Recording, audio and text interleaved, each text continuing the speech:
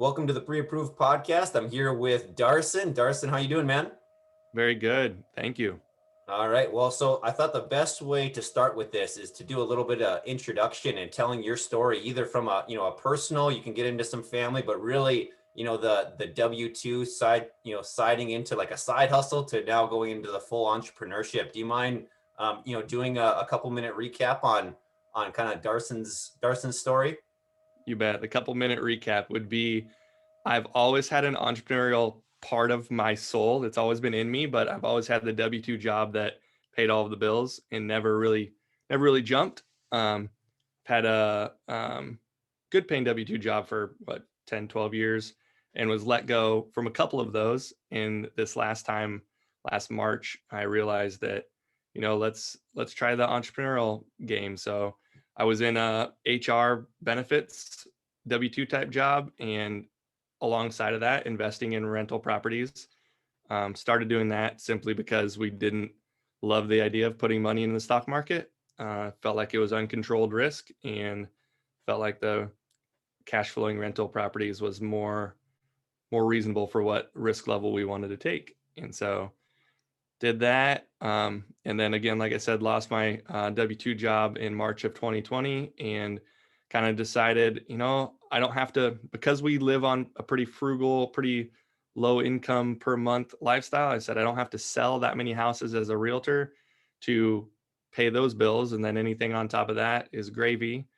And it's gone. I would say it's the real estate market. Anyone that's been paying attention the last couple of years, it's doing very well. So it's going well.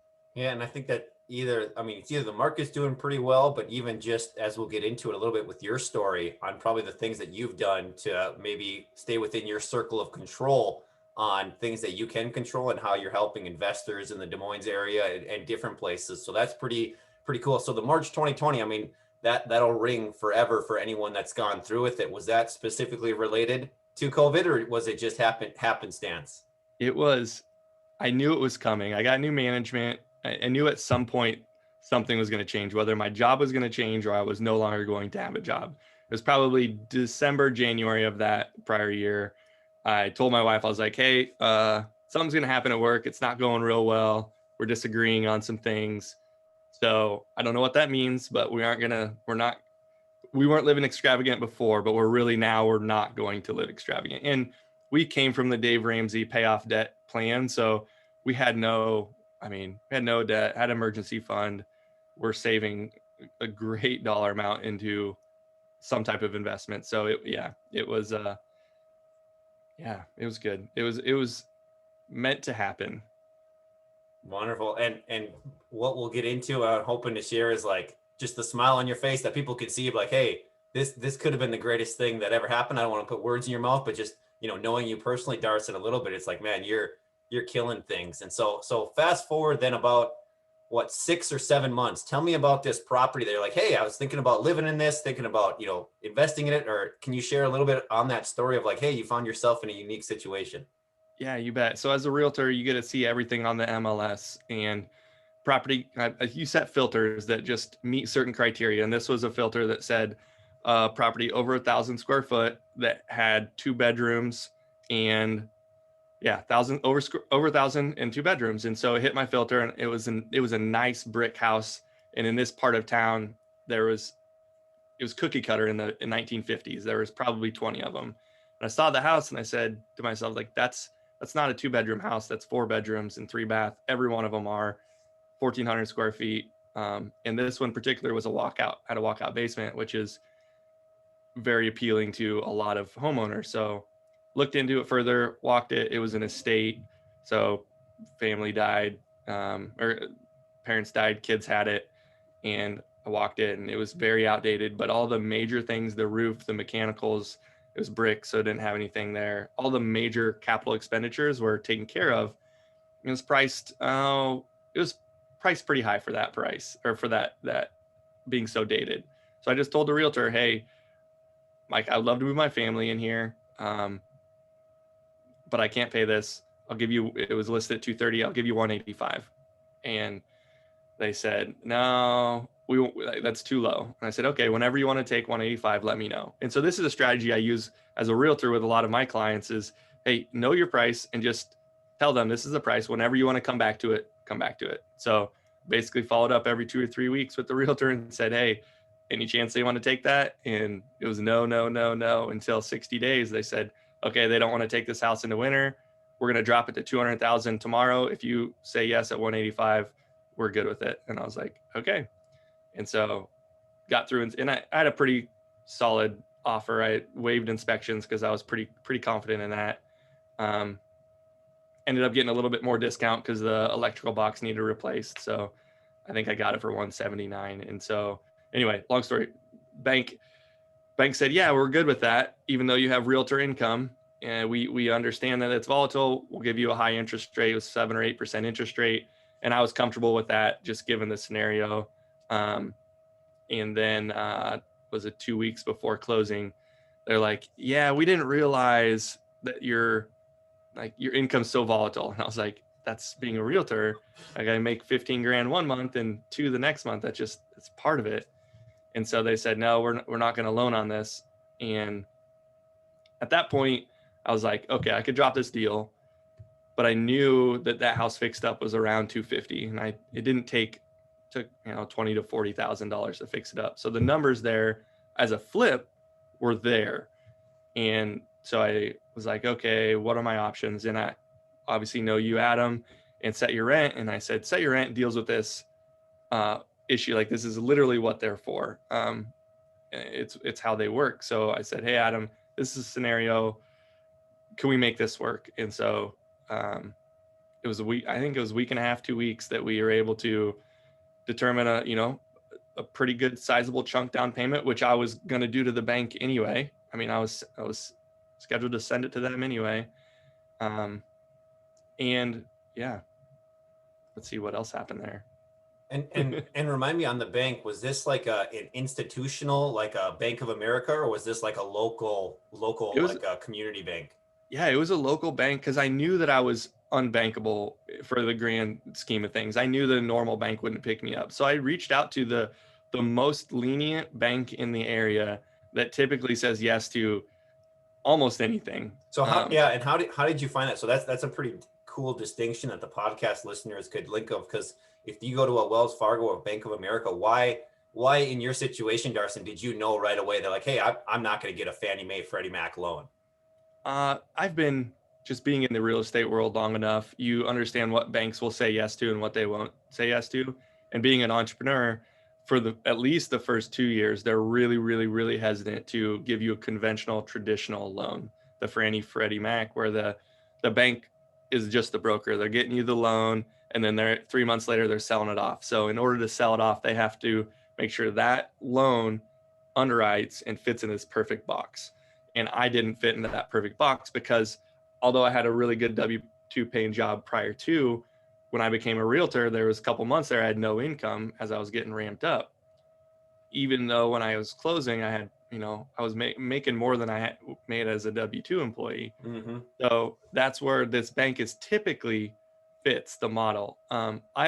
They still, at this point where I've been doing it for 6 months of consistent sales income, I think they probably would have said yes to it.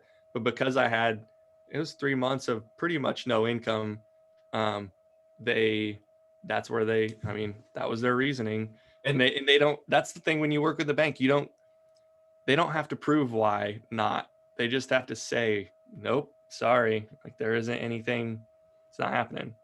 So. And so on one of our episodes, we were kind of highlighting the difference between a national and a local community bank or a regional bank, how it's more of a relationship based. But even, like you said, on both sides, sometimes the national will be like, yep, you're good to go. And then like 2 weeks before, they're like, oh, the underwriter or whatever, they always blame it on someone, like, oh, sorry, you can't go. And then people are like, well, what do you mean? Like, I'm 2 weeks away. Like, you gave me this pre-approval letter.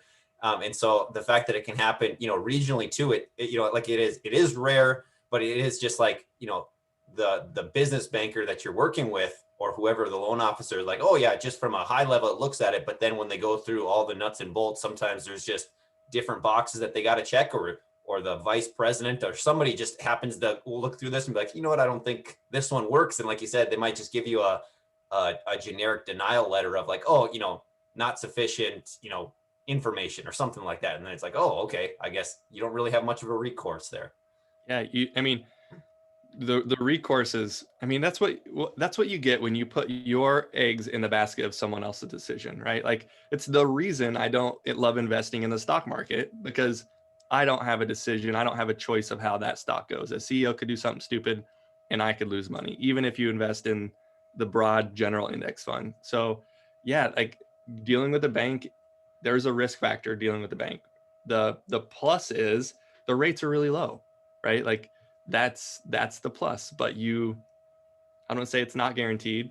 It's not guaranteed, but it's part of the game. That's right. Okay, so I kind of cut you off just because I wanted to dig in a little bit on the financing side, because that's where a lot of people find that snag. So I'm glad we took a little dive into that.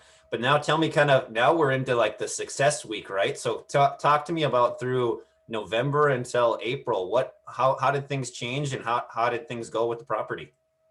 Yeah, so the property, we were going to move into it, and in order to move into it, we felt like we wanted to stay there for a long period of time. And thinking harder on the area, so the neighborhood, we're a little weird. We have 14 chickens and a goose in Des Moines proper. In Des Moines, you can do that. Well, this is a neighborhood, a small community, just it's a small suburb, part of Des Moines, and they only allow 2 chickens. And so it was going to really change our lives in that aspect. We're going to have to do that. They're a little bit pickier about their property. So really set back and think about, do we want to live in this place, fix it up while we're there, and then sell it in 2 years? Or do we just want to flip it? Because that is an option.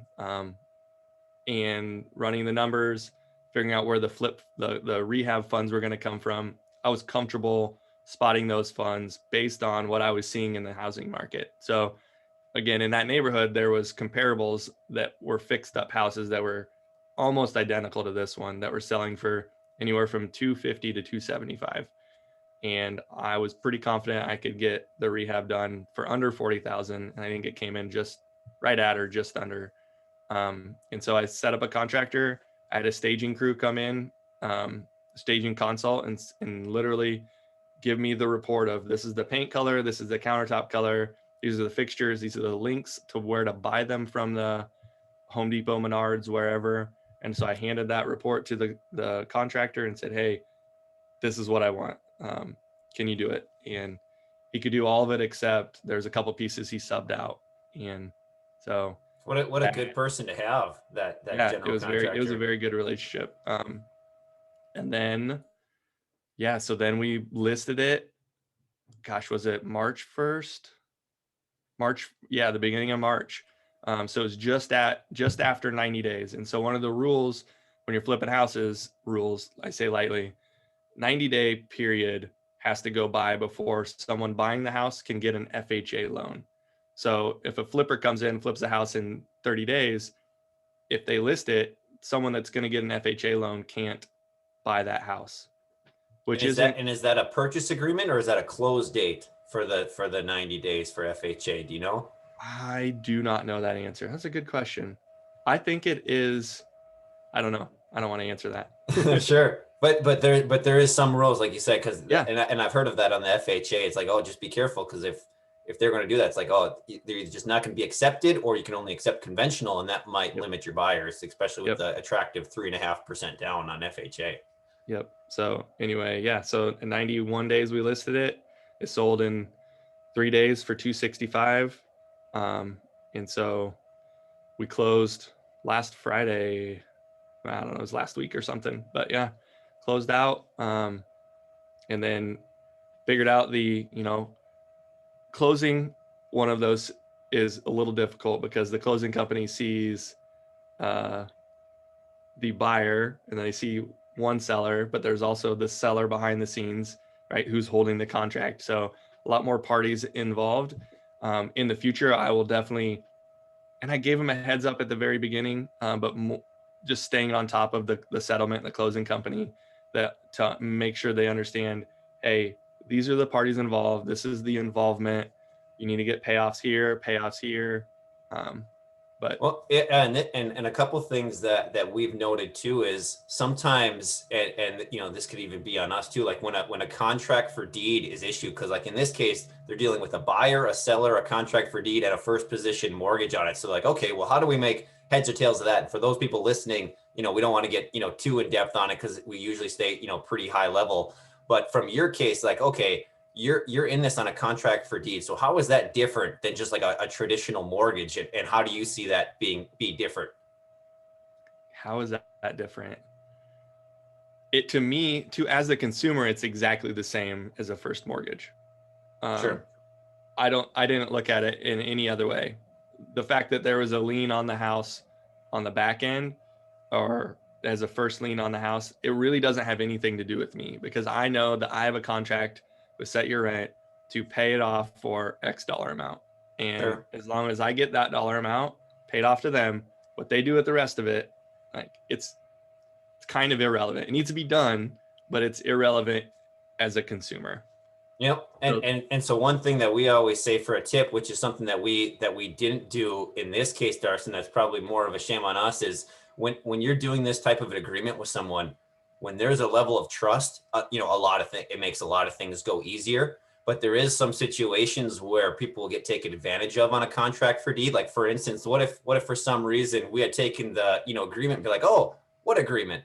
Right. And then you all of a sudden you're like, well, you know, where's my equitable interest? And so making sure that you have, you know, the signed copy or getting something, you know, filed at the county, you know, is a big one. That's oftentimes like, okay, we just know things will work, but making sure that you follow things through so that if the title company is trying to sell this or we're trying to sell it, like, hey, there's a contract for deed here on this one, just making sure that all the proper channels get vetted. And in this case, it was like, okay, yeah, just make sure that we get the original copy, not just the signed copy and a couple other, you know, miscellaneous things. But like you said, it is just like a, okay, here were the terms, here was the interest rate, and it looks just like a mortgage where they're saying, you know, here's your amortization, here's your principal, here's your interest every month, and kind of you go from there.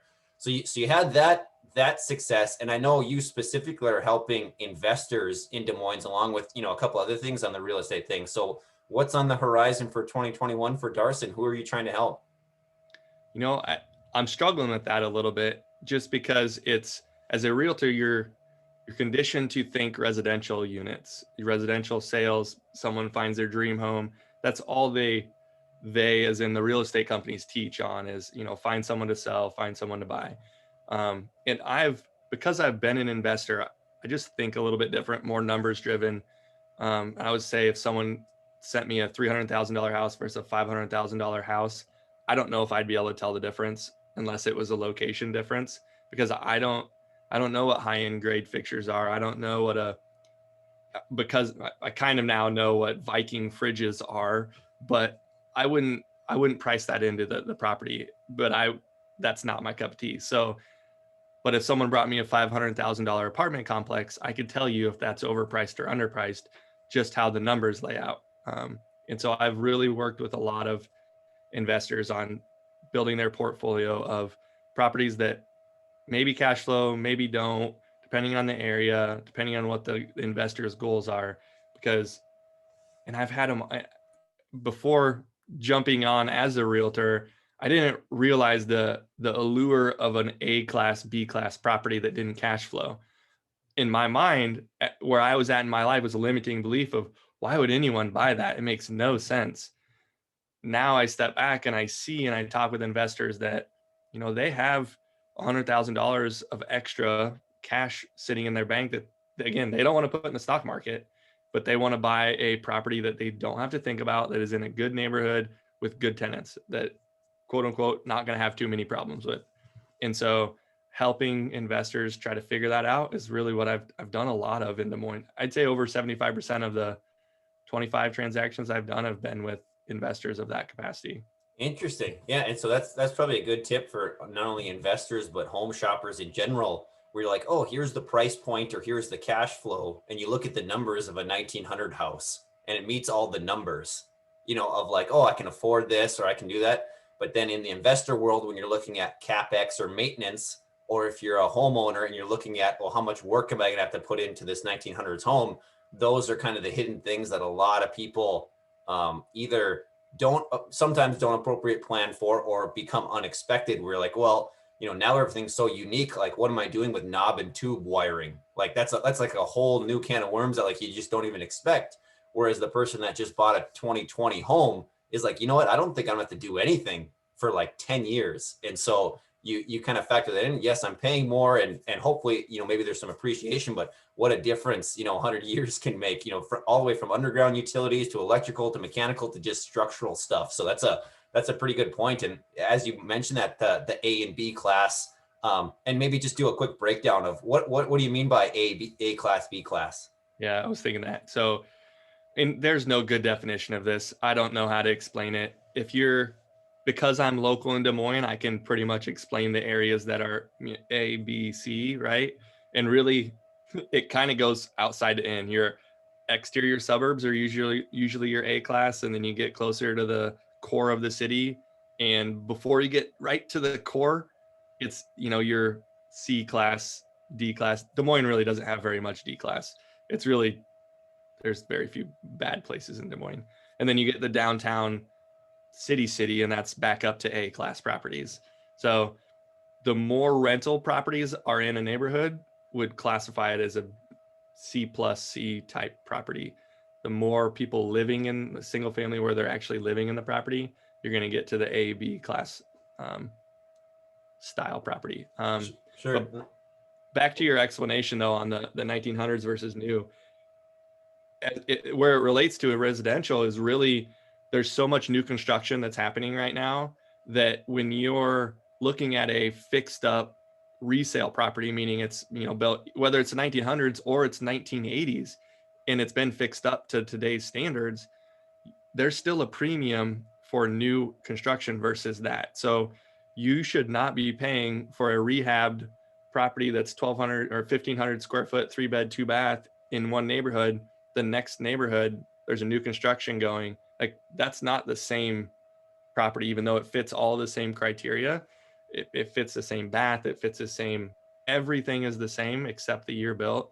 You're still going to pay less for that resale property. So Sure. Things to think about when you're shopping around for a home, and where to compare those two types of houses. And that's why it's good talk with an agent who can explain those things, because you could walk into the same house and it might look the same, might look identical. We're like, oh, well, that sewer line was put in 1950. This sewer line was put in 2020. Like, if the average life of a sewer line is 50 years, like, okay, well, you may have a $5,000 expense on something, whereas the other one's like, okay, you're never going to have it. So that's why having an agent is super helpful. So if you had to describe, Darson, the type of people that you help, who would those people be? I'd say people that are two facets. A residential individual that is looking to house hack, buy duplex, threeplex, fourplex to live in. Like I've done specifically, sorry, I cut you off. Yeah. Specifically in an area or anywhere, just because there are listeners across. Yeah, I'd say in Iowa, in Des Moines, within like a 60-mile radius of Des Moines. Okay. So in Iowa, you have Des Moines, the most populated, and then you have a couple, Cedar Rapids, Waterloo, Sioux City, Council Bluffs, Omaha. I stay kind of in the state capital, in the core. So yeah. Okay. So that's bucket number one. Okay. Yep. And then bucket number two would be an investor that is looking for a rundown property ready to flip or turn it into a rental. I've got a pretty good eye on what's coming on the market, all of the wholesalers, and I'm an agent that will work with wholesalers and figure out that happy medium of getting a buyer, connecting them. And if somebody wanted to connect with you, Darson, what's the best way? I'd say email, text. Find me on Facebook. So Darson Grantham, pretty unique name. If you I say just Google it, you'll find, the best place to reach out. So yes. So I'm going to spell it out. So Darson's pretty easy, Darson, but Grantham, Grantham, is a little bit of a unique last name that if you're able to find that, I probably won't put your cell phone number in the show notes, but I'll put your email on there. And then we'll just go back on which one you want to have in there, Darson. Yeah, that's fine. and I suppose you could just tell people if you want, which one do you want on there?